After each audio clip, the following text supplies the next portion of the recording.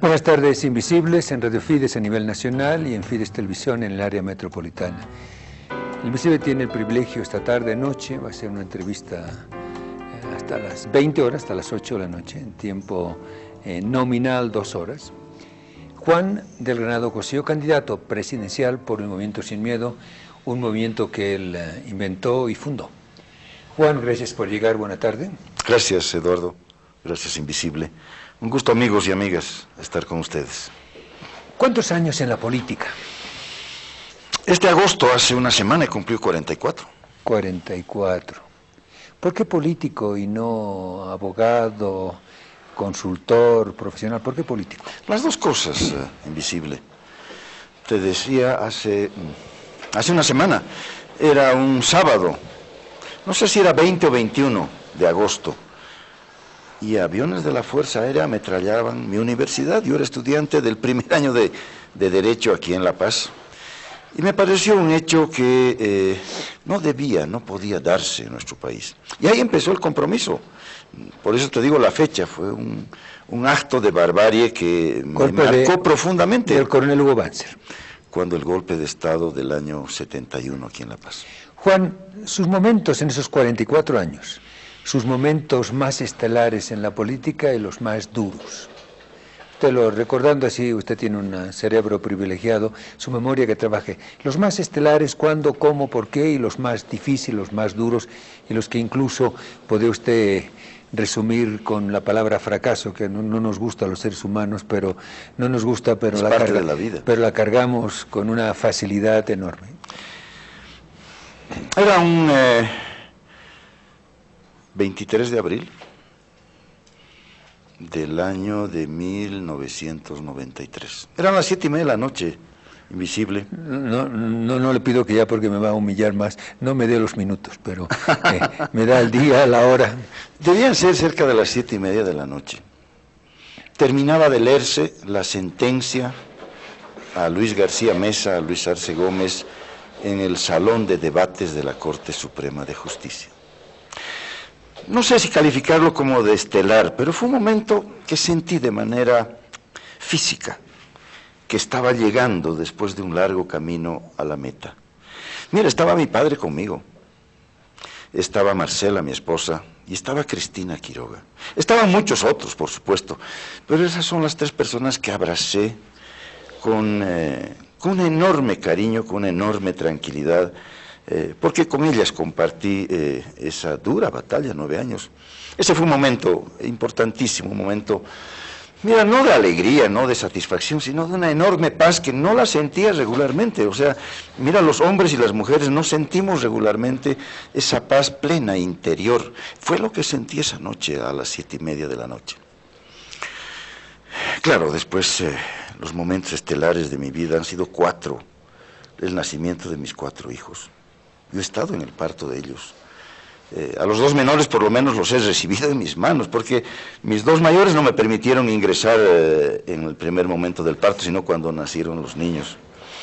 Son momentos también inolvidables, son momentos en los que te das cuenta que tu vida no se va a acabar, que está proyectada en esos muchachos, en esas criaturas recién nacidas, hinchaditas, ¿no? Pero te ves ahí. Fue sobre todo, mira, la mirada de Gabriela. Gabriela es mi hija menor, yo la recibí, la bañamos con el médico y ella levantó la cabeza y me miró, por Dios. ¿Tú sabes lo que es esa mirada de mujercita? Claro, otros momentos, son 4 momentos inolvidables de mi vida. Y bueno, varios e incontables sucesivos momentos en los barrios de La Paz, en los ríos de mi ciudad, en las fiestas, en este largo trayecto también de 10 años acá como alcalde, en los que me enamoré de la ciudad, como uno se enamora de una mujer, conociéndola en sus detalles, conociéndola en sus esquinas, en sus rincones, en sus recovecos, en sus alegrías y en sus tristezas. Bueno, por ahí son los momentos mejores de mi vida. Juan del Granado, en Café de la Mañana con Mario Espinosa conversábamos sobre García Mesa esta mañana. Invisible quiere decir algo porque lo siente, y esta entrevista, que es de largo aliento, pues el Invisible considera que quisiera, si el Invisible es capaz, de que tenga la entrevista como tal. Hablaremos de la campaña, hablaremos del 12 de octubre, pero eso vendrá después. No sé si algún día, porque no lo sé, la patria, la opinión pública de esta patria va a agradecer a Juan del Granado Cossío lo que luchó, lo que sufrió, lo que se esforzó en estos 9 años. Primera vez, y ese sí que nos gusta mucho decir en Bolivia, primera vez es una especie de muletilla, pero en el mundo, nunca antes un tribunal de justicia había condenado a un golpista con 30 años de cárcel sin derecho a indulto. Parecía imposible, porque además ese golpista, mi amigo don Luis García Mesa, en ese momento cuando se leyó la sentencia no estaba en Bolivia. Había fugado. Estaba en Brasil. Hubo que identificarlo, hubo que tramitar su extradición, y ahí el Invisible quiere reconocer también el esfuerzo de un, no sé si amigo actual, pero fue compañero y amigo muy próximo, Antonio Aníbar Quiroga, que era... amigo de siempre. Amigo de siempre, qué bien, me encanta escucharlo de usted. Que era canciller de la República. No fue fácil. Los paraguayos no consiguieron la extradición de Stroessner, no la consiguieron. Y parecía imposible que la Suprema Corte de Justicia del Brasil concediera la extradición de García Mesa. Pero el gobierno boliviano, entiendo que Sánchez de Lozada era su primer gobierno, logró ese cuasi milagro jurídico, con fallo dividido del Tribunal Supremo de Justicia, pero por un margen estrecho se obtuvo lo que parecía imposible. Antonio Aníbar Quiroga concretó, Carlos Sánchez Berzaín fue el ministro de Gobierno que recibió a García Mesa. Pues saben, ya dijo en sus memorias Winston Spencer, Leonard Churchill, que la historia es generalmente injusta con sus protagonistas. Y el Invisible se teme, ojalá me equivoque, que la historia boliviana va a ser tremendamente injusta con Juan del Granado Cossío. Porque lograr que un golpista sea condenado a 30 años sin derecho a indulto por la Corte Suprema de Justicia, presidida por ese gran paseño, ese gran jurista, ese gran hombre de bien, a mi juicio, que denuncias de corrupción. ¿Sí? El Evangelio dice: el que esté libre de pecado que arroje la primera piedra. Hay una adúltera ahí, la ley de Moisés es muy clara. Y dice San Juan, un evangelio que es premio Oscar de toda la Biblia, se salieron todos, empezando por los más viejos. Lo digo como, lo dice el Invisible, como testimonio, porque nos olvidamos fácil de casi todo, porque la coyuntura es la que manda en esta patria bendita. Y reitero mi frase: sembramos hoy y queremos cosechar ayer. Y seguimos pensando así. Sembramos hoy y queremos cosechar ayer. Y eso no camina. O como dijo aquel Camba, un colla que se quejaba de: esta tierra cruceña no da nada, no sé. Che, collita, collinga, ¿has probado sembrando? El Invisible regresa. Los momentos más duros de sus 44 años de lucha política. Mira, el más duro posiblemente por mi juventud, pero también por los enormes rigores, la cárcel. Yo era radialista en La Voz del Minero, viví en siglo XX. Era exactamente el año de 1976.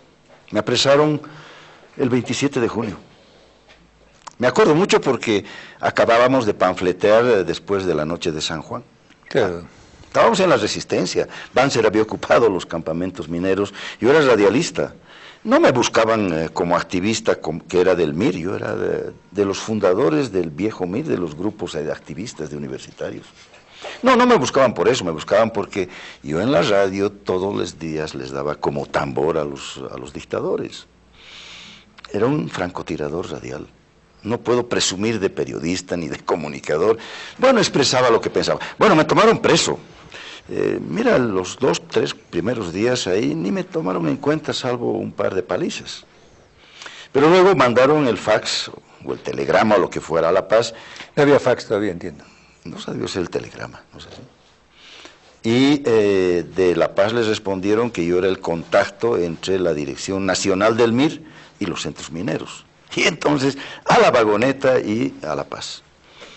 Mira, fue muy duro. No te puedo decir si fue una semana o fueron 2, pero me pareció una eternidad.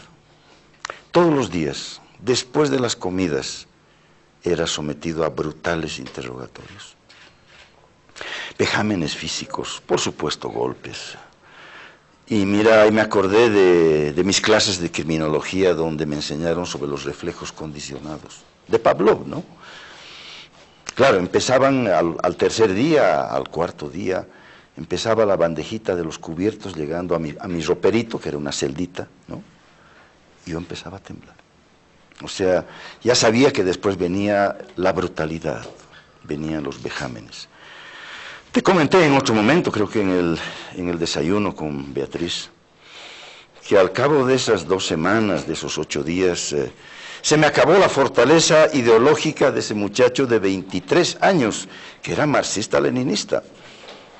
Se me acabó esa fortaleza, que no era para poco, era importante. Los años juveniles nuestros eran años de compromiso, de mucha mística. Bueno, se me agotó la mística y empecé a orar. Ese ateo de 23 años, además materialista dialéctico, ¿no? Empezó a orar. No te digo que empecé a rezar el Padre Nuestro o el Ave María, que es lo que siempre supe. No, empecé a hablar con esa persona. ¿Qué necesitaba esa persona superior que requería que me ayude, por Dios, ¿no? Que me dé un poquito de fortaleza, porque todo lo que querían saber estos cachafaces del gobierno dictatorial era dónde estaba Antonio Araníbar, dónde estaba la conducción clandestina del MIR. Y yo lo sabía. Me imaginaba que a los 8 días Antonio Araníbar estaba en otro lugar, pero ¿y si por si acá no estuviese en otro lugar? Estaba detrás de la estación. Había un departamentito ahí al fondo de una casa donde yo traía los mensajes, donde reuníamos, preparábamos las cosas. Mira, no lo dije, aguanté. Pero fue sin duda el momento más difícil, más duro de mi vida. Sentí que me destrozaban. No los golpes, ¿no? ¿Sabes? Me desanimaban, me herían el alma. O sea, me afectaban. Esto, lo único que tenemos posible de conservarlo siempre nuestro, el pensamiento, la convicción, los sentimientos. Salí muy mal, salí luego al exilio y me costó reponerme. Pero mira, te digo esto porque fue un momento muy duro, casi me quiebro, claro que sí. Y no me quebré por esa lucecita que entró por algún lado de las rendijas de mi celda cuando empecé a orar y a reencontrarme con Dios. ¿Ha seguido reencontrándose con Dios o se olvidó después? Mira, esta mañana le pedí que me ayude un poco. Sí, que estoy necesitando un poquito más de energía, un poquito más de claridad. Que estoy necesitando tal vez mayor inspiración de parte de Él para decir a la gente que hay posibilidades de ir adelante. Que esa simpatía que estoy encontrando en la gente en la calle, ojalá pueda transformarse en una decisión de voto. Y le estoy pidiendo que me ayude a decidir a la gente. Pero no le estoy pidiendo que me ayude a ser presidente, le estoy pidiendo que me ayude a convencer a nuestra comunidad. Como que anteayer le daba gracias por el hijo que tengo, Andrés, que ha empezado a trabajar con una pasantía, él es estudiante de Derecho. Y está trabajando en una pasantía, ya está queriendo ejercer de abogado, está solamente en 3er año. Y le he dicho gracias, es una linda oportunidad para mi muchacho. Juan del Renado Cosío, candidato presidencial en los comicios generales del próximo 12 de octubre. Juan, ¿qué es el dolor para usted? ¿Qué ha sido el dolor en su vida? La muerte. Mira, perdona las fechas. Domingo 19 de marzo. Sí, Día del Padre. la goleada que está registrándose en este programa en contra del invisible, ya llevamos apenas 24 minutos. Olvídense del 5-0 de Bolívar en Buenos Aires. Siga goleándome. Día del Padre, domingo. Les dije de la memoria de Juan de Granado, ¿sí? 19 de marzo. Telefonazo, yo estaba empaquetando el regalo para mi padre. Le compré una camisa y me llamaron de su casa y me dicen, su padre se está muriendo. Mi padre nunca sufrió del corazón. Era un hombre vigoroso, era un hombre deportista. Él me ha inculcado el deporte, como él me ha inculcado la disciplina en el estudio. Tomar un taxi, era alcalde, yo era alcalde. Te estoy hablando del 19 de marzo del año 2000. Tenía un mes y medio de alcalde. Llegué a la casa, estaba muerto. Mi padre estaba muerto, estaba tibio, pero estaba muerto. Mi madre me dejó hace 4 años. Claro, viejita. En los recovecos oscuros de esa memoria que se va perdiendo con los años, cuando me acercaba a su rostro a besarla, me reconocía. Juani, Juani, y me besaba. Y se fue. Son los 2 momentos más duros. Los sigo llorando, los sigo recordando, sigo compartiendo sus enseñanzas. Hay veces que les reclamo porque parece que no me contestaran, pero cuando vuelvo a mirar sus fotos, cuando vuelvo a retrotraer mis recuerdos, mira el recuerdo de mi madre, el primero. Yo aprendí a escribir antes de ingresar al colegio, antes de ingresar a la primaria.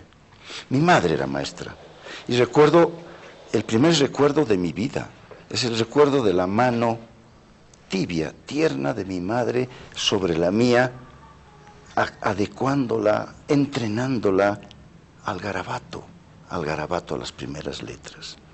Entonces mira, esa mi madrecita que se va, que sin embargo en esos momentos en los que la memoria empieza a ser dispersa, apenas le rozas la mejilla, te recuerda con una ternura enorme, y que se vaya, por Dios, ¿no? O ese padre vigoroso. Mira, yo era parlamentario y tenía mis problemas ahí con las gentes del Parlamento. Don Edil Sandoval Morón, una buena persona, un buen líder, se ofendió con motivo de una de mis fogosas intervenciones y me desafió a duelo, ¿no? Yo lo tomé a chiste, mi padre no. Mi padre iba al Parlamento y lo buscaba a don Edil Sandoval Morón para él asumir el reto. Ese era mi padre, era un hombre vigoroso, era un hombre fuerte, un poco nervioso. Ese hombre me dejó el Día del Padre. Estaba claro que quería que yo me acuerde de él de manera especial en el Día del Padre. Pero el dolor es ese, es lo irreparable. Yo creo que el dolor humano es aquel que surge cuando no puedes reparar las cosas. Yo quisiera poder reparar todas las cosas, menos la muerte, nadie la va a reparar. Quisiera tener vida para reparar las cosas que se hacen mal, que se hacen a la rápida o que se dejan de hacer. Porque el dolor es eso, el dolor es no poder subsanar lo que has hecho, lo irreparable. Juan del Granado, candidato presidencial. Juan, de su papá, haciendo una invitación a esa memoria, la memoria selectiva, y a veces la devaluamos, pero el invisible cree que cuando a uno le preguntan algo muy profundo, se acuerda de una parte, pero esa parte de la memoria es un registro cerebral que es lo valioso. Y no es porque sea amnesia local. ¿Qué recordaría ahora de su padre de la forma más sintética posible? ¿El qué? Que le haya enseñado a usted, que le haya transmitido, que sea su ejemplo, de forma sucinta ahorita. Un hombre que el fin de semana se iba a la piscina con sus hijos en Cochabamba y se llevaba sus códigos. Y mientras se asoleaba, releía los artículos, subrayaba los códigos, los concordaba con los otros. Y luego se metía a la piscina, pero era un hombre que estudiaba todo el día, todo el tiempo, toda la vida. Y que ponía sus conocimientos, por supuesto, al servicio de su profesión y de su gente. Abogado. Abogado. La mamá. Maestra, mi maestra. Maestra de escuela. Mi madre querida María Teresa. Maestra de escuela, y mira, gracias a ella pudimos tener una educación si no privilegiada, mucho mejor que la del común de los jóvenes. No éramos una familia acomodada, había dificultades económicas en la casa. Mi padre, abogado, tenía dificultades, mi madre tenía poco sueldo, y mis hermanos mayores estuvieron en los primeros años de la primaria en una escuela fiscal y donde yo tenía que ir. Mi madre llegó al Colegio Instituto Americano como maestra y se encontró con un hombre excepcional que hoy día vive, que se llama Gastón Paul. Y mira, Gastón Paul le dijo a mi madre, apreciándola luego seguramente de un año de trabajo, le dijo: tus 4 hijos al colegio, con beca, con una condición: todos tienen que estar todos los meses en el cuadro de honor. No ser los primeros, pero tienen que estar en el cuadro de honor. Mira, y yo entonces desde el primero de primaria tenía en la mente que si no estudiaba, no estaba en el cuadro de honor. Juan de Granado Esa fue mi madre. Una pausa y regresamos con nuestros auspiciadores en Radio Fides y Fides Televisión. Juan del Granado por dentro. Qué difícil es hacer una entrevista y que el entrevistado acepte ese viaje invisible del entrevistador con su personaje. Juan del Granado por dentro. Ustedes son las juezas y los jueces. ¿Qué dirán? Depende de ustedes. El invisible regresa. ¿Juan del Granado es contradictorio? Trato de no serlo, pero sin duda es imposible no serlo.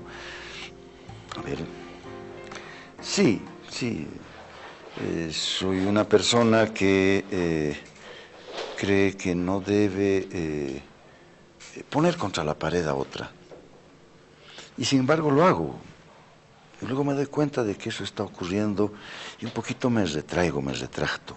Para decirte un ejemplo, ¿no? Yo soy una persona que respeta mucho a la otra persona. Soy una persona que valora mucho la individualidad de la otra, del otro. Pero me doy cuenta que soy un poco agresivo en mi manera de encarar algunas relaciones profesionales, políticas, ¿no? Y eso no le permite a la gente abrirse como yo quisiera conmigo en muchísimas ocasiones.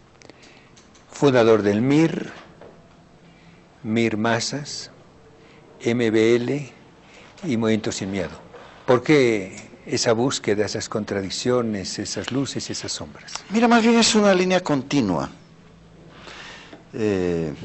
Algunos amigos o ex amigos me han estado calificando de tránsfuga, porque sí, dice que estuve en el MIR, luego en el MBL, ¿no?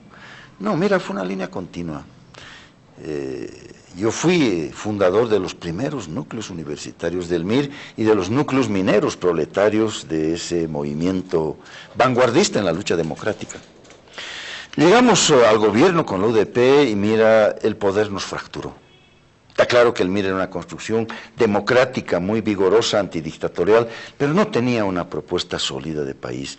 Y ahí nos comió la crisis, nos comió la hiperinflación, y a muchos los comió el poder. Y se rompió. Walter Delgadillo, Germán Monroy, el Chaza, el Flaco Bejarano, el Coco Pinelo, éramos del MIR Masas, o sea, de los sectores de los frentes de masas del viejo MIR. Se quedó Antonio Araníbar y luego rompió también Antonio Araníbar. Y al poco tiempo cometimos un grave error político en el MIR Masas. Era el año de 1985. Esta vez no tengo la fecha. Voto en blanco. Mira, la UDP se derrumbó, se adelantaron las elecciones y claro, había que presentar una opción electoral alternativa mínima. Se nos ocurrió en el MIR Masas plantear el voto en blanco. ¿Antonio Araníbar fue por Alianza Patriótica o Alternativa? No, Antonio Araníbar fue por el MIR Bolivia Libre, que luego devino en Movimiento Bolivia Libre. No, pero él en esa elección entiendo que él tenía un título así como patriótico, fue candidato presidencial. No, fue candidato, mira, me pescas, no estoy seguro si fue candidato presidencial o no. Entiendo que sí, porque yo voté por él en ese 1985 en Cochabamba, y no era MBL, eso vino después o había venido antes. Era el MIR Bolivia Libre que devino en Movimiento Bolivia Libre, con el cual el MIR Masas que prácticamente se derrumbó con ese gravísimo error histórico de plantearle a la gente que vote en blanco, nos reencontramos. y fui parte del movimiento Bolivia Libre. Alianza Patriótica entiendo que era, pero bueno, usted ha mencionado a Walter Delgadillo. El Invisible creyó un tiempo que Juan del Granado y Walter Delgadillo eran políticamente hermanos siameses. Cuando Walter estaba trabajando de obrero en Ibusa, Industrias Bolivianas, Sociedad Anónima, yo era párroco en Purapura y por eso lo recuerdo perfectamente. Y usted también estaba con una visión muy proletaria, muy fabril en esa época. ¿Qué pasó con esa? Porque ahí sí entiendo como una fractura entre Walter Delgadillo y Juan del Granado. ¿Por qué? Nunca hubo una fractura. No, mira, Walter fue juntamente con Juan Lechín Oquendo. Los dirigentes... Fue secretario general de la Central Obrera. Claro. Lechín, don Juan era el secretario ejecutivo y Walter fue el secretario general, claro. Fuimos muy amigos con Walter. Yo que fue, no tengo la menor duda. Hay una foto en el libro Combate Permanente a Radio Fides que está un Walter muy simpático y muy joven al lado de Juan Lechín Oquendo. No hemos roto esa amistad, ¿no? Nunca hubo una fractura. Lo que ocurrió es de que Walter se replegó un poquito a la vida privada, al asesoramiento de algunas organizaciones, y luego fue convocado por Evo Morales cuando todavía fue ministro de Evo Morales. Parece que su salud, no sé cómo está. Se resintió mucho, está bien. Lo he visto en la calle, mira. ¿Cochabamba o en La Paz? En Cochabamba. Porque le tengo un enorme afecto. ¿Vive en Cochabamba él? Sí, vive en Cochabamba. Muy relegado, muy callado, muy silencioso. Siempre ha sido así Walter, es un tipo de muchas convicciones, de una gran voluntad, pero un poco tímido. Y mira, él entra al gabinete cuando ya había una distancia que se tornó irreversible de parte nuestra con Evo Morales. Juan del Granado Cosío, han pasado casi 50 años, casi medio siglo, casi, desde que usted conoció a Jaime Paz Zamora. Bueno, no tanto. Son unos 40 años.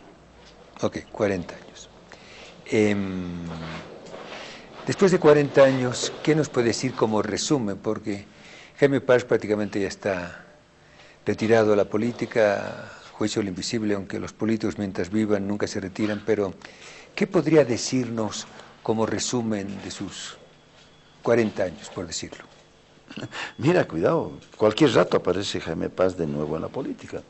Eso te dice lo que yo pienso. Los políticos Jaime Paz, ¿no? Nunca se mueren hasta que fallece, pero el invisible, le he hecho la pregunta con mucha responsabilidad profesional, está retirado. Y es difícil, no imposible, por eso he dicho también, es difícil que regrese Jaime Paz. ¿Cómo podría resumirnos uno de los presidentes emblemáticos del siglo XX en el país? Un hombre de cualidades excepcionales. Mira, yo te diría que Jaime, desde que lo conocí hace 30 años o más, yo a Jaime lo vi por primera vez... ¿Usted estuvo en la fundación del MIR? No, yo era estudiante del primer año de la Facultad de Derecho. Se fundó el MIR ahí en la Landaeta, en la Jaimes Freire, un 7 de septiembre, después del golpe de Estado, ¿no? Sí, casi a muy pocas cuadras de cuando fue fundado en 1937 Falange Socialista Boliviana, en Sopocachi. Jaime Paz Zamora, 1971, hombre de cualidades. A Jaime lo conocí meses antes a la recuperación democrática, o tal vez un par de años antes de la recuperación democrática del año 79. ¿Estoy bien? Sí, claro, del año 79, cuando se cae el Bancerato. Y tenía un magnetismo, tiene un magnetismo personal, tiene una simpatía, tiene un carisma que va más allá de lo que él pueda decir o de lo que él pueda hablar. Y ha sido siempre un hombre que veía un poquito más allá de lo que veíamos el resto, que son las cualidades del líder, ¿no? El líder es aquel que tiene posibilidades de avisorar un poco más allá de lo que va a ocurrir con las acciones de hoy. Esta fue una cualidad permanente de Jaime. Y creo que el aporte que ha hecho Jaime al país antes de ser gobierno, porque también ha hecho aportes siendo gobierno, claro que sí, es el de haber revalorizado la revolución del 52 desde la izquierda, en la época moderna. en la época en la que la revolución del 52 era vista por los jóvenes de aquella vez como una traición, como un fracaso, como una desviación. No, este hombre visionario vio que ese era un punto fundacional de la vida política, democrática y progresista del país. Esto es lo que te puedo decir de Jaime.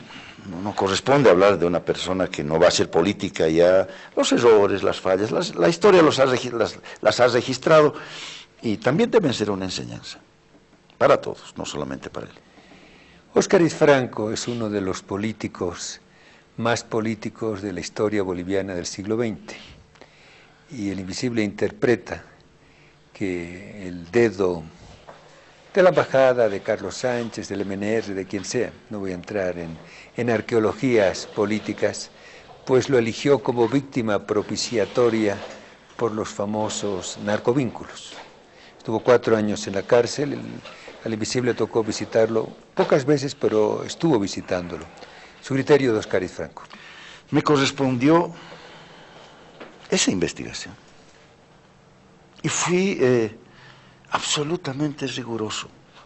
Lo que tú dices, Invisible, es cierto, pero la otra parte es de que él se ofreció como cabeza de turco, además de que le decíamos el turco, ¿no es así? Él se ofreció como Vallegrandino, como chivo expiatorio. Mira, no lo sabe Óscar, hoy día lo va a saber. Él me dio una lección personal que no la he olvidado. Yo era parlamentario, era presidente de la Comisión de Derechos Humanos, pasó el tiempo de la investigación, el caso con las conclusiones nuestras, pasó al Ministerio Público, pasó a la FELC, y la FELC lo puso preso. Y la FELC lo condenó, o mejor dicho, el juez antinarcóticos lo condenó al menos a 4 años.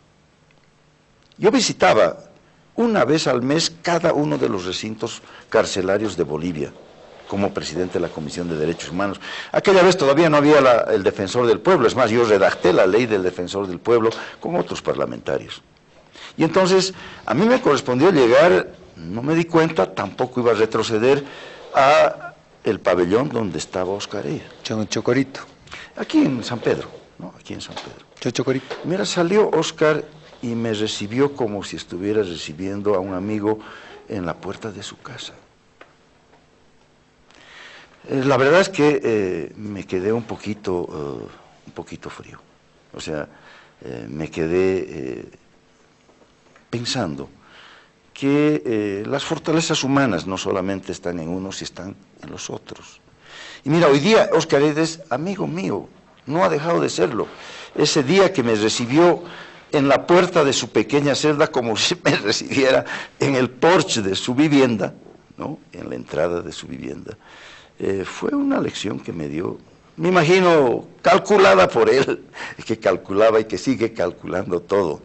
Hoy día Óscar calcula en qué momento tiene que entrar al partido de paleta, porque jugamos paleta.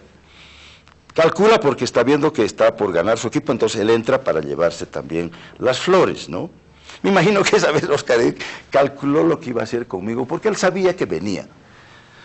Pero más allá del cálculo, fue una linda lección, fue una lección de vida que me dio Óscar. Juan Granado, alcalde de La Paz, 2000-2010.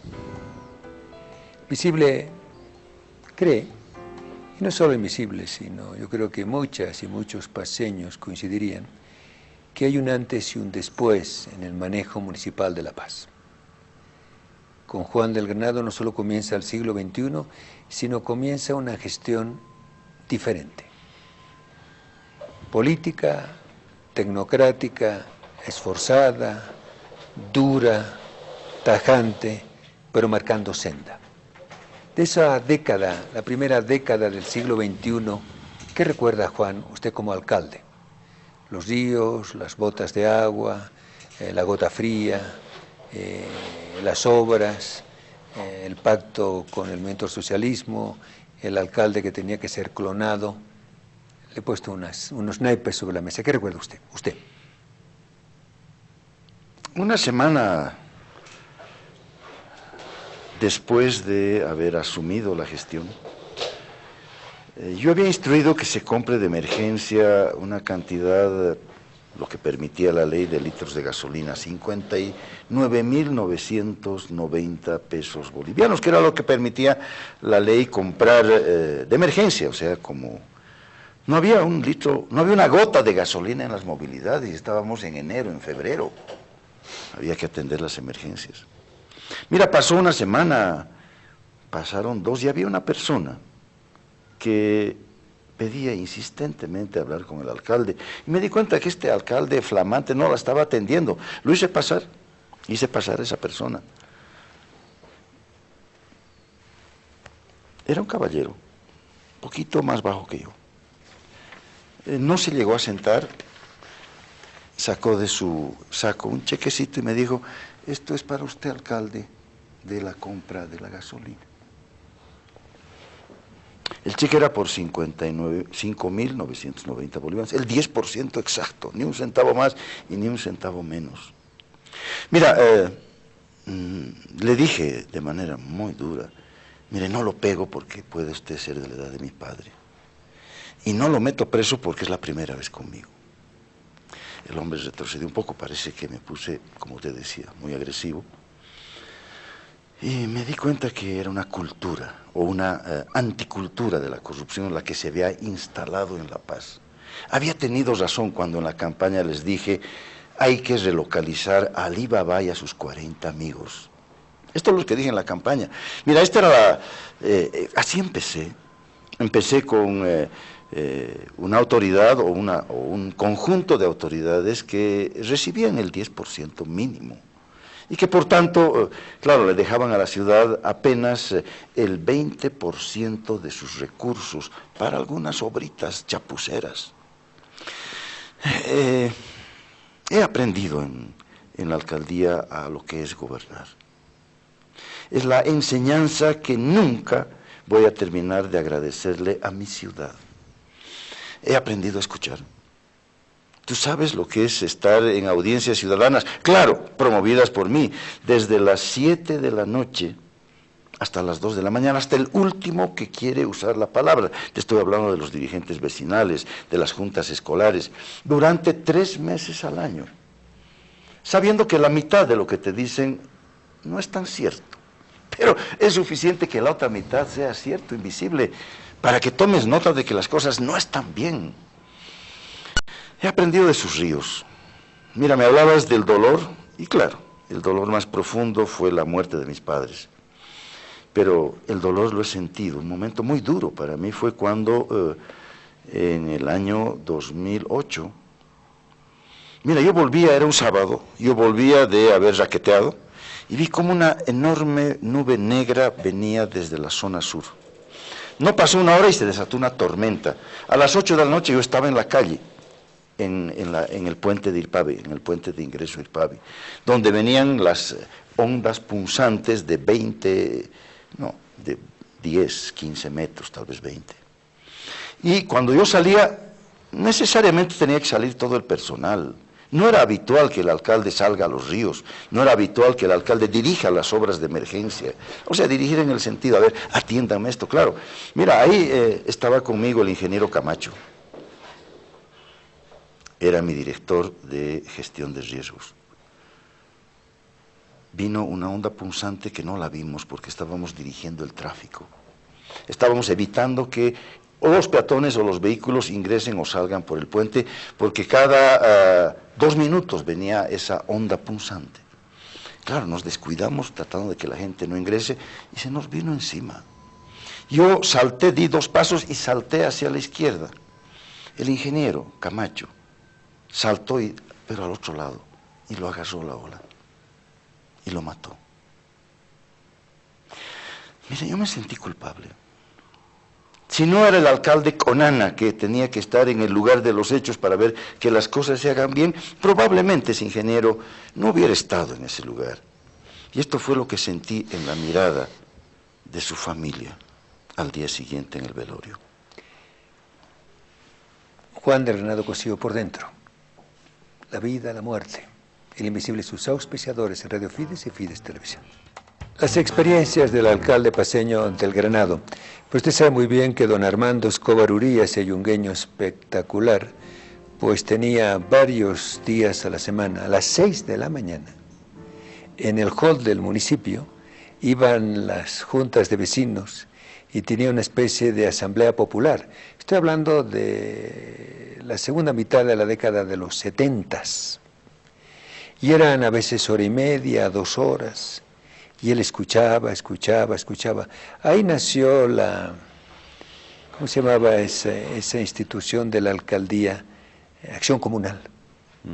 Él fundó la Acción Comunal, donde los domingos en la mañana, las polquetas que tiene la alcaldía entonces serían 10, 15, se dividían por los barrios de La Paz, a veces con el alcalde a bordo, para recoger piedras, para llevar obras. ¿Qué piensa de Armando Escobar Uría? Qué bien que me lo planteas, Invisible, porque esto me permite decir a la gente que no inventé nada. Lo que hice fue recoger la experiencia de los buenos alcaldes, pero combinarla. Mira, Escobar Uría era el hombre que estaba en la calle. No me pareció a mí conveniente estar a las 5 de la mañana. A las 5 de la mañana yo firmaba todo el despacho. Mira, yo hacía 2 despachos, de 5 de la mañana a 7:30 el despacho de toda la papelería, y a las 7:30 despachaba a mis hijos menores a la escuela. Bueno, pero esto entre paréntesis. No, de él recogí la presencia del alcalde en la calle con la gente, por Dios. Que no te cuenten la historia tus oficiales mayores que te van a mentir. Pero lo que no hacía Escobar Uría, lo hacía Mario Mercado, planificaba. Era un hombre que hacía trabajo de escritorio, tenía visión estratégica. Tal vez MacLean copió parte de esto en el caso de Mario Mercado. Yo junté ambas cosas. Y posiblemente por ahí está la razón del éxito relativo que hemos tenido en La Paz. O sea, estar con la gente, recoger de la gente su vivencia, sus reclamos, la manera como está percibiendo la gente tu gestión, cómo la gente está viviendo su barrio, y darle una proyección más allá de ese problema cotidiano. Una proyección de 10 años, de 20 años. Logramos conjuncionar ambas cosas. Pero mira, recogimos la experiencia de los buenos alcaldes. Y Armando Escobar Uría, ese general de ejército yungueño que hablaba alemán perfectamente. Y hablaba aymara. Obviamente.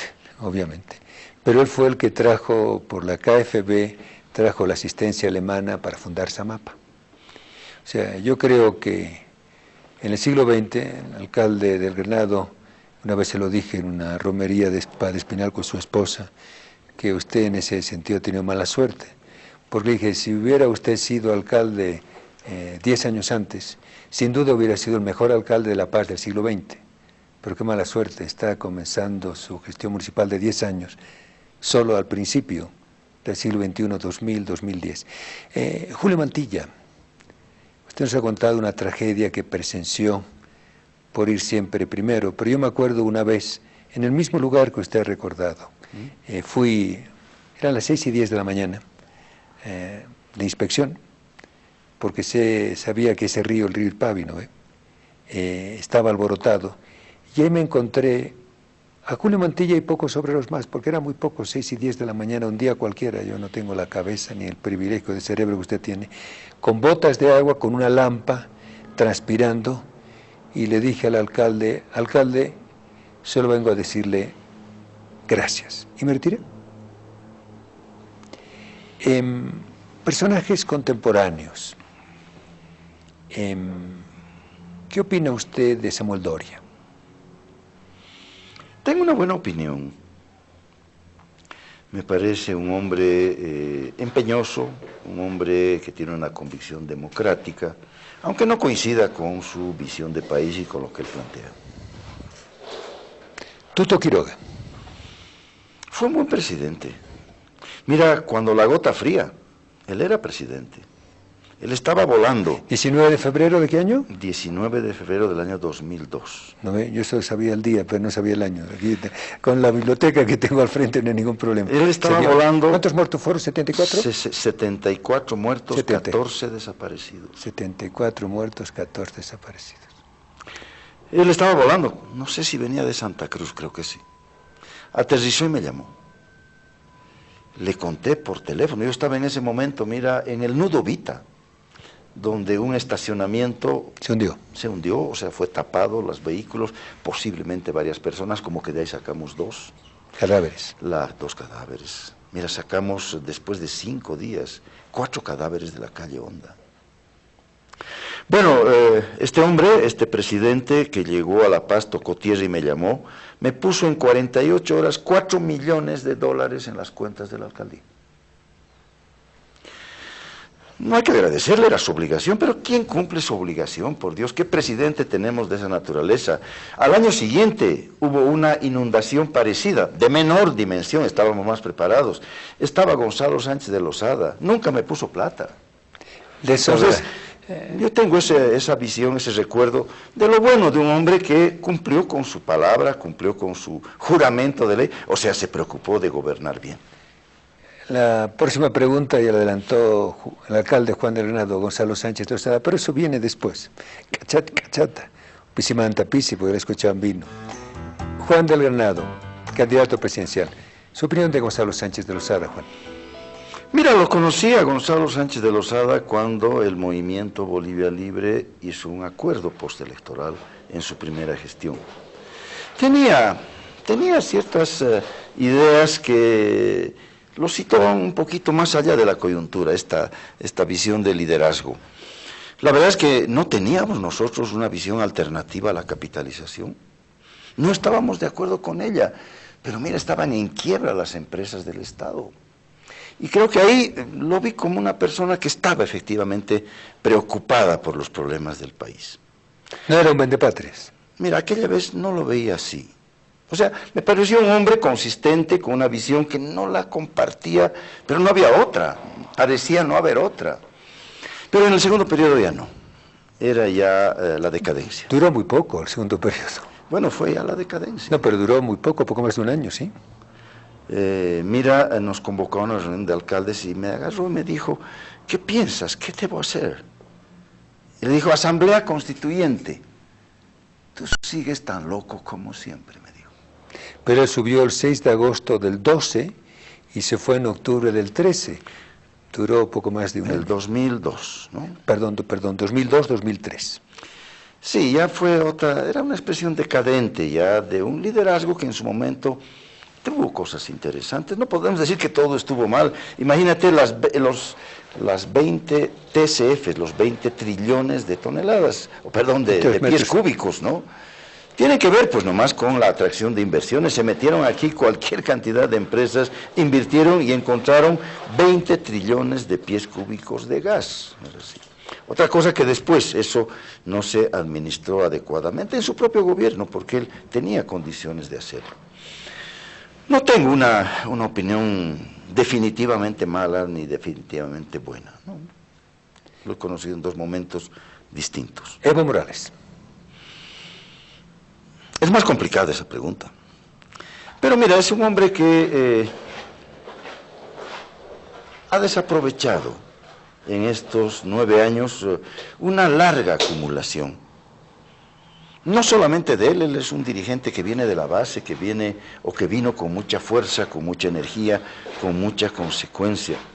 Con esa energía y consecuencia que yo la veía en la PTJ, cuando lo traían recurrentemente detenido por los bloqueos, por las protestas, por las legítimas demandas que se chocaban pues con Sánchez Verazaín.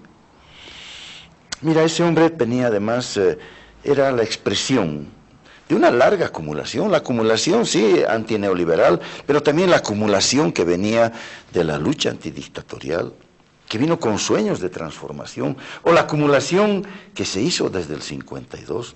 Yo diría que el año 2006, cuando empezó su mandato, estábamos como país en la posibilidad de juntar esos 3, 4 momentos de acumulación histórica para finalmente encauzar profunda, verdaderamente, la solución de los problemas del país. No lo ha hecho lamentablemente. Hay elementos positivos, claro. Mira, si nuestros hijos miran la revolución o los hechos del año 2006 con los mismos ojos que nosotros podemos mirar la revolución del 52, nos vamos a encontrar que sí, fue una revolución frustrada aquella del 52, pero avanzó el país. Es probable que una visión de esa naturaleza nuestros hijos o nuestros descendientes o las generaciones que vienen tengan respecto a esto. Yo les reclamo, no a la persona, porque también he conocido a la persona y tenía una idea distinta de la persona. Yo les reclamo haber malversado una posibilidad histórica, o sea, haber no solamente malversado recursos, que lo está haciendo, sino malversado una posibilidad de transformación mucho más integral del país.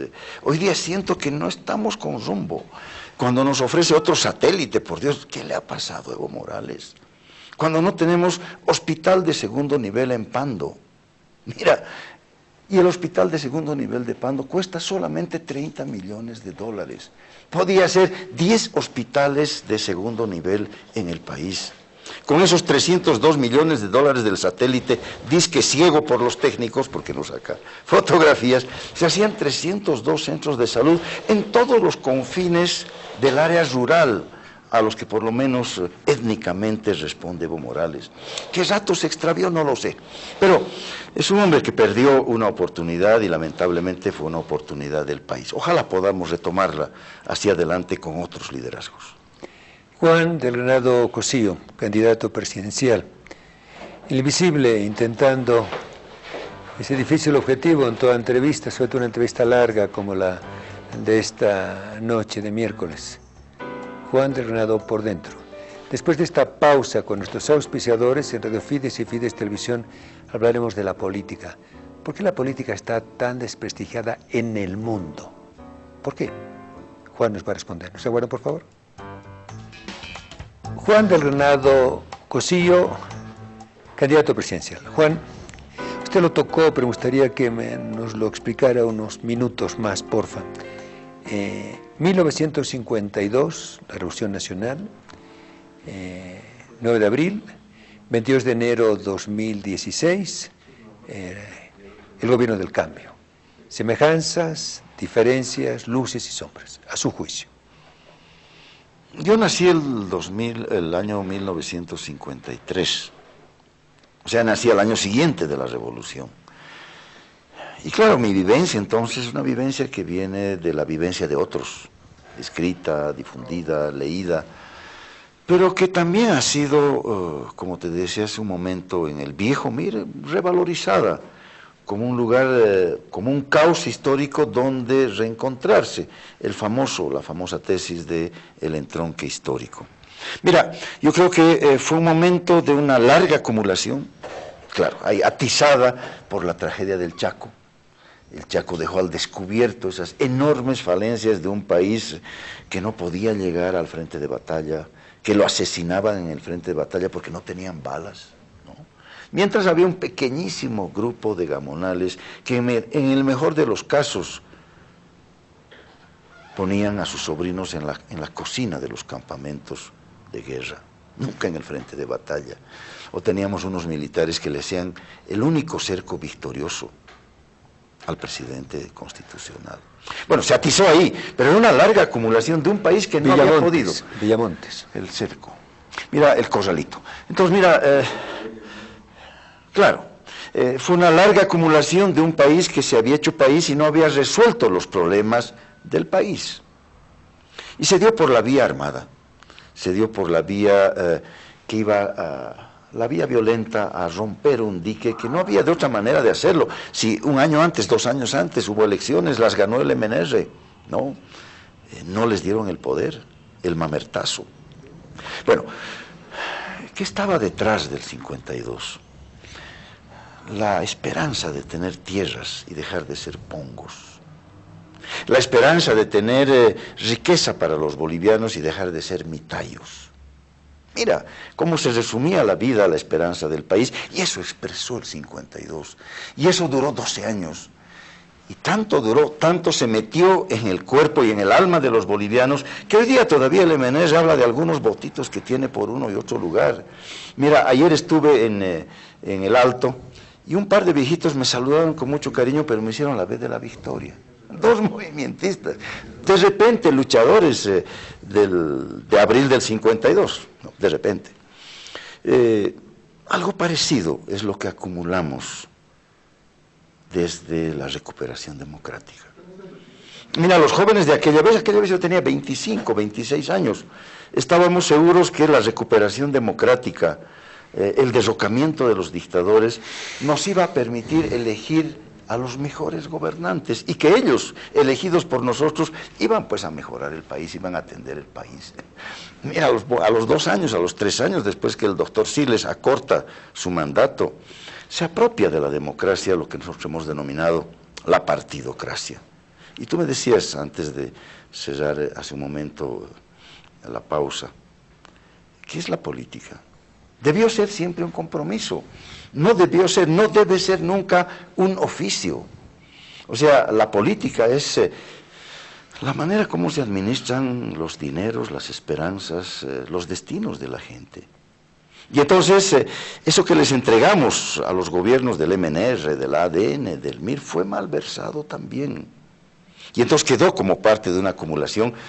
Y luego vino este periodo lamentable, penoso para el país, ¿no?, de la corrupción, de la partidocracia y del liberalismo ortodoxo y extremo. Y ahí aparece esta acumulación que le plantea al país los viejos problemas. O sea, esta acumulación que representa Evo Morales en sus momentos de culminación institucional y electoral, le estaba planteando los problemas de siempre. Un país que no tiene alimentos, un país que no produce sus vestimentas, un país donde se asesina también, se mata en las calles, pese a que hay gobiernos constitucionales. Un país que no encontró en la democracia la solución del alma, del bolsillo y del estómago. Y por eso yo encuentro similitudes, porque lo que devino después del 52, las nuevas castas, las nuevas roscas, las nuevas invasiones de los tejidos de corrupción al aparato público, al organismo vivo de la comunidad, es lo que nos está ocurriendo ahora. Gente que se desliga, que viene de la base. No te digo que Paz Estenssoro venía de la base, pero representaba esa base. Mira, mucho más visible lo de Evo. Evo viene de la base. Viene de la base más lejana de Orinoca, pero viene de la base cocalera de los hombres y mujeres que todos los días hacen el esfuerzo por sobrevivir. Y resulta que termina comprándose autos de lujo, termina andando en autos blindados, termina por aislarse de su propia base. Pero esto le ocurrió a la dirección del MNR también, claro. Una pausa y regresamos con la parte del movimiento socialismo y de Evo Morales en la visión de Juan del Granado. Juan del Granado, terminando su análisis sobre Evo Morales y el movimiento socialismo en relación a Víctor Paz Estenssoro, Hernán Siles, Walter Guevara Arce, Juan Lechino Oquendo, toda esa pléyade de líderes del país en la segunda mitad del siglo XX. 5 fracturas que puedes fácilmente proyectarlas hacia atrás y encontrarlas también en el 52. Mira, la primera fractura, estoy hablando de Evo Morales, de su gobierno, no de la persona, de la conducción que debió ser distinta. La primera fractura, el autoritarismo contra la democracia. Proyectémoslo hacia atrás, ¿no? Claro, la democracia de las masas, sí, pero ¿y por qué la restricción de las libertades? ¿Por qué el autoritarismo? ¿Por qué no el apoyo vigoroso de esas masas movilizadas o el apoyo vigoroso de un porcentaje electoral inédito en la historia democrática del país? No puede ser el gran mecanismo más bien del diálogo, del consenso, de la apertura. Primera fractura. La segunda fractura, la fractura de la corrupción contra la ética. ¿Por qué convertir el poder en un mecanismo de enriquecimiento ilícito? ¿Por qué los cuperos? ¿Por qué los diviseros? Estoy hablando del 52, ¿no? ¿Y por qué los negocios de las separadoras de líquidos? ¿Por qué el negocio del avión presidencial? ¿Por qué el de las barcazas chinas? La segunda ruptura, la ruptura de la ética con motivo de la corrupción.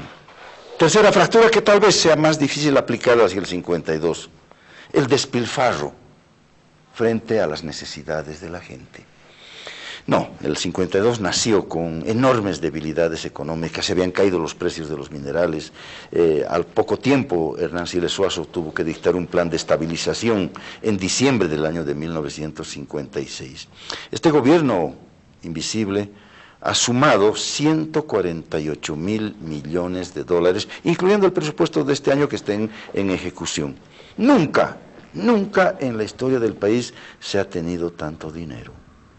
Y había posibilidades de cambiar la matriz productiva, que no es sino cambiarle la vida de la gente, que tengamos empleo mejor dicho, no 18 personas de cada 100, que tengamos 90 de cada 100 empleo casi pleno, que tengamos un sueldo que nos alcance, que no tengamos que hacer dobles aguinaldos para tapar el sol con un dedo. En fin, la fractura del despilfarro frente a la necesidad de bienestar de la población.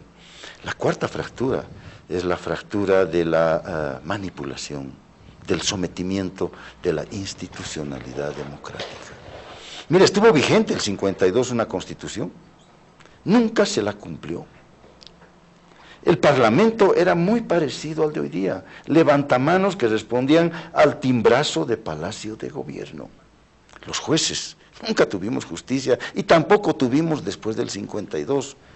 Los jueces eran instrumentos del poder político o accedían a los que tenían billetera. Y la quinta fractura es la fractura indígena, chaparina, la visión racista de un gobierno sobre indígenas de tierras bajas. O la visión del pongueaje después del 52, el pongueaje político, ya no el económico, ¿no? El voto campesino que se decía con tanto desprecio. Ayer apareció un dirigente del MAS diciendo que todos tienen que votar en línea, que está prohibido votar por otro que no sea el presidente. Mira, estas 5 fracturas, la fractura del sistema democrático con el autoritarismo, del desarrollo productivo con el despilfarro, de la ética pública con la corrupción, la extorsión y la manipulación, liquidando la institucionalidad democrática, y lo indígena, esto esencial en la vida de los bolivianos, también fracturado, te permiten entender muchas cosas de hoy y de ayer. El Invisible quiere preguntarle sobre 2 hechos, quizá no sean los más significativos, pero el Invisible lo son, de estos últimos 9 años. Uno de ellos es los muertos en Huanuni, enfrentamiento entre trabajadores de la Comibol y cooperativistas, 19 muertos. Y el otro, el caso terrorismo en el Hotel Las Américas de Santa Cruz. Primero, la ministra del Interior todavía era Alicia Muñoz, entiendo, que ella dijo que no enviaba a los militares porque hubiera habido más muertos. Ese conflicto ahora con Huanuni, pues está otra vez en el escenario por si Pinto paga, no paga, si Huanuni rentable, no es rentable, si Santa Elena, no Santa Elena. El ministro D'Alence, ministro de Minería y Metalurgia en aquella época, tuvo una decisión política que solucionó draconianamente el conflicto entre cooperativistas y trabajadores mineros. Usted con su experiencia en siglo XX, ¿cómo ve, después de 7 años han pasado, me parece, de ese conflicto, 19 muertos entre mineros de Comibol y cooperativistas? ¿Cómo lo analiza ahora? Muchos muertos. Fue una de las primeras manifestaciones de la falta de gestión, de la falta de organización y de rigurosidad en la gestión pública. Éramos aliados y yo había hecho notar que era un polvorín lo que se estaba armando en Huanuni, porque teníamos un ministro que era cooperativista y que alentaba a rajatabla las posiciones de los cooperativistas en relación al cerro de Pozoconi. Y los mineros, los trabajadores mineros, los regulares de la Comibol. Una pausa, los auspiciadores, Juan, y regresamos, sí, por favor. Entiendo que el caso de Pozoconi y de Huanuni, con 19 muertos, es el mayor número de muertos en este gobierno en un solo evento, que fue de pocos días, cuando el vicepresidente Álvaro García dijo una frase que prefiero no repetirla. Pero el Invisible cree que quizá el caso más grave desde el punto de vista jurídico de la seguridad del Estado es el Hotel Las Américas con el ministro Alfredo Rada, el ministro responsable de la Calancha, no ha pasado nada, y los 3 muertos y el supuesto disque atentado a la casa del cardenal, el caso terrorismo, la cantidad de personas que están todavía encarceladas sin juicio. ¿Qué opina usted de ese caso trágico, fatídico, terrible del Hotel Las Américas, don Juan? Hace un par de años que Carlos Valverde habló y escribió 2 libros y documentó la posibilidad que aparece ahora tenebrosa de ejecuciones sumarias. Bien, esto me hace parar los pelos de punta porque eso es lo que ocurrió con mis compañeros en la calle Harrington el 15 de enero de 1981. La diferencia está de que esos hombres, mis compañeros, no tenían un cortapluma, no eran un grupo armado. Parece ser de que el señor Rosa y los individuos, los señores que lo acompañaban, estaban pues en trajines terroristas, subversivos, aunque ya viene toda una tramoya de que el gobierno los puso, de que el hermano del vicepresidente era el que coordinaba. No, aquí hay que ver el hecho concreto. Eran 5 personas que en ese momento no estaban ofreciendo resistencia. Está claro que se montó un operativo, se montó un supuesto enfrentamiento y se los asesinó. Es muy grave decir esto, pero es que esta es la realidad, que mira, no la sospechábamos el 20 o el 21 de abril del año 2009, a los 2 días del hecho. El hecho ocurrió el 16 de abril, el hecho ocurrió el 16 de abril. El 18, el 19, no sospechábamos que esa versión que nos daba el gobierno no era una versión que correspondiera en lo más mínimo a la realidad. Nos sobrecogimos por el hecho de los muertos, por el hecho del enfrentamiento, por la posibilidad de que la polarización del país nos llevase a esos extremos. Y punto. Era el año 2009, era el año del aniversario 200 de la paz. Yo era el alcalde. Todos los días teníamos un hecho, un acto. Y mira, no nos concentramos, éramos aliados del gobierno aún. No sospeché ni por un momento la posibilidad de lo que luego aparece hoy día, ayer, hace 1 año y medio, como evidente. Un montaje para victimar al menos a estos 3 ciudadanos, uno de ellos boliviano, extranjero, y los otros extranjeros. No podemos mirar impasibles esto. Que los investiguen a los supuestos terroristas, a los supuestos separatistas, claro que sí, que los investiguen, que establezcan qué hacían acá, cuáles eran todas sus conexiones, pero tiene que investigarse cómo murieron esos 3 ciudadanos. Murieron 19 en Huanuni. Está claro, ahí fue un enfrentamiento resultado de una absoluta irresponsabilidad gubernamental patentizada en un ministro de minería cooperativista que llevó al enfrentamiento, patentizada en un vicepresidente que los amenazó a los cooperativistas, pero no hizo nada en concreto. Pero esto otro, imaginémonos invisible, 1 de la mañana, 12:30 de la noche, tropelía de agentes armados. 21 policías. Sí, un tropel de policías. 3:35 de la madrugada, entiendo que del 17 de Sí, abril. ya del 17, sí. Esta gente que estaba en planes antigubernamentales, o eran delfines de un plan gubernamental en contra de los que tenían efectivamente. Que además de armas en los cuartos del Eduardo Rosa, encontraron gran cantidad de alcohol, además. Imagínate. Pero imagínate a esas personas sobresaltadas, no tenían la más mínima sospecha, y ametralladas. No puede ocurrir esto en el país de nuevo. Ha ocurrido antes, no puede ocurrir de nuevo, no debe ocurrir nunca más. El poder no puede llegar a esos extremos, el poder no puede convertirse en delincuente. Eso es terrorismo de Estado. ¿Por qué? Porque es el terror desde el aparato del Estado. Es el terror desde quien maneja el poder para amedrentar a los que están en desacuerdo con él. Candidato presidencial por el Movimiento Sin Miedo, Juan del Renado, llegando al final. Juan, ¿cómo fue la alianza entre Juan del Renado y Evo Morales y cómo fue la ruptura? Fueron procesos muy simples, muy sencillos. Mira, yo conocí a Evo Morales cuando él era dirigente de los cocaleros y sufría de manera recurrente estas acciones autoritarias del gobierno de Sánchez de Lozada y de Sánchez Verazaín en particular.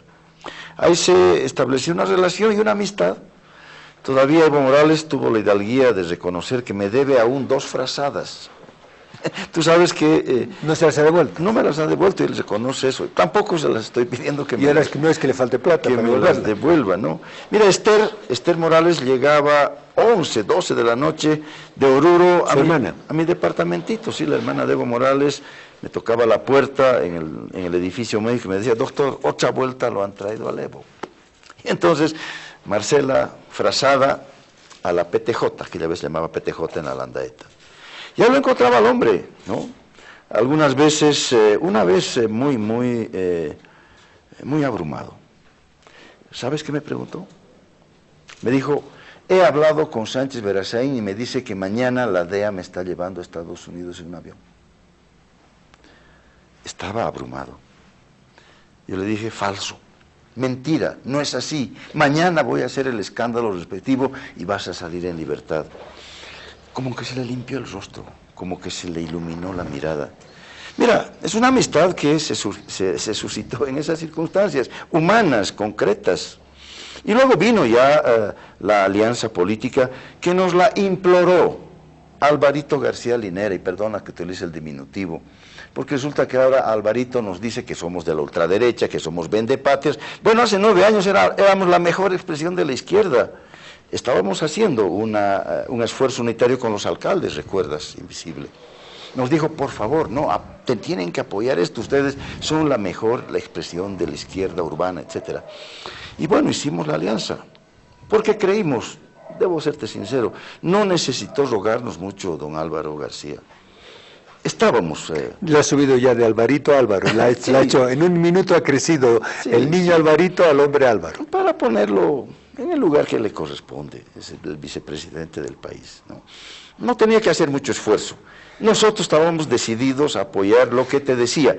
Era una esperanza emergente de un largo proceso de acumulación que el país tenía que expresarlo en un cambio en la institucionalidad del poder y de la conducción gubernamental.